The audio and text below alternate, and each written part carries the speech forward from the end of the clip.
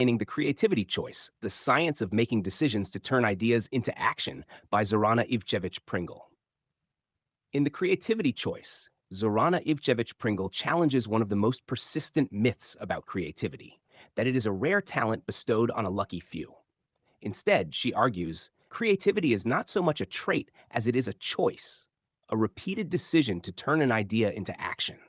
Her research, drawn from decades of work in psychology and the arts, shows that what distinguishes creative people from the rest isn't the frequency or brilliance of their ideas, but rather the willingness to act on them, despite uncertainty, fear, or discomfort. Creativity, she writes, is about doing the difficult, often frustrating work of translating an idea into something visible and concrete. A central insight of the book is that most people have creative ideas. They think of improvements, imagine solutions, or dream up new projects, but far fewer actually follow through. Why? Because taking creative action carries risks. These include intellectual risks, where you might fail or discover your idea doesn't work, and reputational risks, where you might be judged by others or misunderstood. Pringle's research shows that even when people believe they are creative, they hesitate to pursue their ideas because of a fear of exposure or imperfection. Creativity, then, requires a specific kind of courage, not necessarily the confidence that everything will work out, but the willingness to proceed anyway. Pringle introduces the concept of creative confidence, which differs from general self-confidence. Creative confidence doesn't mean you believe your idea will succeed. It means you believe it's worth trying. This form of confidence grows from action rather than precedes it. In practice, this means starting with a small step, testing an idea, getting feedback, and learning from what goes wrong. Pringle emphasizes that building this kind of confidence is not a one-time event, but a process that deepens with experience. Every time we choose to take a creative step, we strengthen our ability to do it again in the future. Another major theme in the book is the role of emotions in the creative process. Many people expect creativity to be joyful and free-flowing, but in reality, it's often frustrating, uncertain, and emotionally intense. Pringle explores how different emotions influence creativity. Joy can energize brainstorming. Frustration can signal where ideas need refinement. Fear might block progress. She encourages readers to pay attention to their emotional states, not to avoid difficult emotions, but to learn from them. Creative people aren't necessarily happier, but they are more emotionally self-aware. They use their emotions as guides, not roadblocks. Pringle also dispels the myth that creativity flourishes only in total freedom. On the contrary, she argues that constraints, such as limited time, specific goals, or clear parameters, can fuel originality.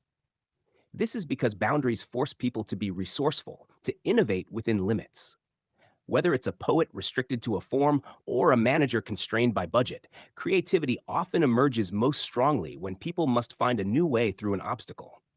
Constraints give shape to the creative process. They turn vague ideas into focused challenges. An important section of the book explores the social dimension of creativity. While we often think of creative work as solitary, Pringle demonstrates that other people play a critical role. The decision to act on an idea is more likely when we have a network of people who offer encouragement, feedback, or even healthy critique. She highlights the importance of weak ties, people we don't know well, but who bring in fresh perspectives, and strong ties, like close friends or colleagues who can support us emotionally. Both are essential to the creative journey. Creativity is not just personal, it is relational. Pringle extends her insights to organizations and leadership, arguing that cultures of creativity don't happen by accident. Leaders who encourage experimentation, tolerate failure, and reward curiosity create the psychological safety necessary for people to try new things. In contrast, workplaces that emphasize perfection, punish mistakes, or demand only practical, toady ideas often stifle innovation. She gives examples from research and practice, showing how small changes in language, such as inviting questions rather than demanding answers, can shift the tone of a team and open the door to creative contributions. To ground her findings, Pringle includes stories of individuals across domains, entrepreneurs, teachers, artists, and scientists, who made the choice to pursue creativity despite obstacles. One story tells of a young woman who had an idea for a social impact nonprofit, but delayed acting on it for years. When she finally took the first small step, emailing a potential partner, it set off a chain of actions that brought her idea to life.